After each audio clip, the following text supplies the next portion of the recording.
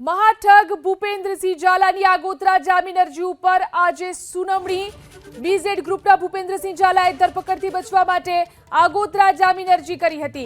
અમદાવાદ ગ્રામ્ય સેશન્સ કોર્ટમાં આ અંગે સુનાવણી હાથ ધરાશે। અગાઉની સુનાવણી પહેલા સીઆઈડી ક્રાઇમે મુદત માંગી હતી। આજે સવારે 11 વાગ્યા બાદ સુનાવણી હાથ ધરવામાં આવશે। તો મહાઠગ ભૂપેન્દ્રસિંહ ઝાલાની આગોતરા જામીન અરજી ઉપર આજે સુનાવણી હાથ ધરાશે। આગોતરા જામીન અરજી કરી છે, તેને ધરપકડથી બચવા માટે આગોતરા જામીન અરજી કરી છે, ત્યારે અમદાવાદ ગ્રામ્ય સેશન્સ કોર્ટમાં આજે જામીન અંગે સુનાવણી હાથ ધરાશે। અગાઉની સુનાવણી પહેલા સીઆઈડી ક્રાઇમે મુદત માંગી હતી, ત્યારે હવે આજે સવારે 11 વાગે સુનાવણી હાથ ધરાશે। તો મહાઠગે આગોતરા જામીન અરજી કરી હતી, જે મુદ્દે આજે કોર્ટમાં સુનાવણી હાથ ધરાશે। તેને જામીન મળે છે કે નહીં તે જોવું રહ્યું। અમદાવાદ ગ્રામ્ય સેશન્સ કોર્ટમાં સુનાવણી હાથ ધરાશે। અગાઉની સુનાવણી પહેલા સીઆઈડી ક્રાઇમે મુદત માંગી હતી, ત્યારે આજે સવારે 11 વાગ્યા બાદ આ સુનાવણી હાથ ધરાશે। ધરપકડથી બચવા માટે મહાઠગે આગોતરા જામીન અરજી કરી છે, ત્યારે આજે જામીન અરજી અંગે કોર્ટમાં સુનાવણી હાથ ધરાશે।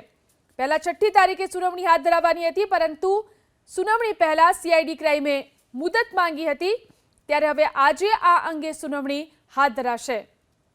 વધુ જાણકારી મેળવી અમારા સંવાદદાતા હિરેન રાજ્યગુરુ ફોન લાઈનથી જોડાયા છે।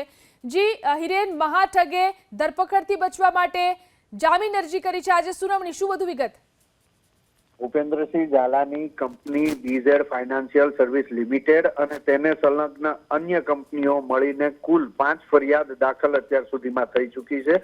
સીઆઈડી ક્રાઇમે સૌપ્રથમ સરકાર તરફી ફરિયાદ દાખલ કરી અને ત્યારબાદ અન્ય એક ફરિયાદ પણ દાખલ કરી છે। જોકે 2 લોકોએ પણ સામે આવી અને ફરિયાદ દાખલ કરાવી છે।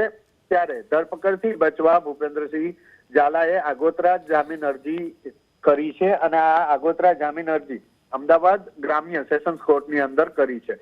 6ઠી તારીખે તેની સુનાવણી હતી, પરંતુ સીઆઈડી ક્રાઇમના અધિકારીઓએ જવાબ રજૂ કરવા માટે થઈ અને વધુ સમય માંગ્યો હતો, જેને લઈ અને 9મી તારીખે સુનાવણીની મુદ્દત પડી હતી, જે આજે છે અને આજે 11 વાગ્યા પછી આ સુનાવણી હાથ ધરવામાં આવે એ પ્રકારેની માહિતી મળી રહી છે। સૌથી મહત્વપૂર્ણ બાબત એ છે કે ભૂપેન્દ્રસિંહ ઝાલાએ પોતાની જે આગોતરા જામીન અરજી કરી છે તેની અંદર મુદ્દા રજૂ કર્યા છે કે કોઈએ વ્યક્તિએ સામેથી આવી અને ફરિયાદ નથી આપી, કોઈએ પોતાની સાથે છેતરપિંડી થઈ હોવાની પણ ફરિયાદ નથી આપી। આમ છતાં સીઆઈડી ક્રાઇમ દ્વારા આ પ્રકારે તેમની છબી ખરડવા માટે થઈ અને ફરિયાદ નોંધવામાં આવી હોવાના મુદ્દા રજૂ કર્યા છે। તો બીજી તરફ આજે સીઆઈડી ક્રાઇમ કયા કારણોસર ભૂપેન્દ્રસિંહ ઝાલાને આગોતરા જામીન ન મળવા જોવે તે અંગેના ગ્રાઉન્ડ રજૂ કરશે અને એ અંગે જે પ્રમાણે અત્યારે માહિતી મળી રહી છે ત્યાં સુધી તમામ બાબતોની તપાસ કરવાની બાકી છે। મુખ્ય આરોપી છે તેમની પાસેથી કેટલીક વિગતો મેળવવાની બાકી છે।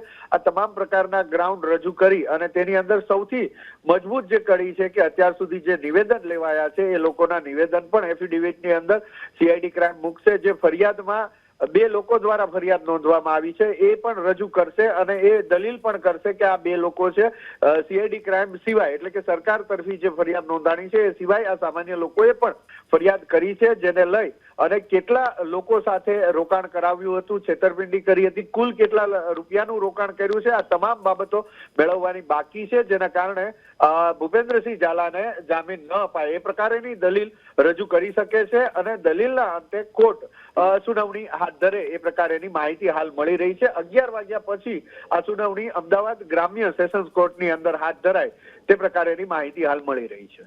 જી આભાર હિરેન, તમામ જાણકારી આપવા માટે।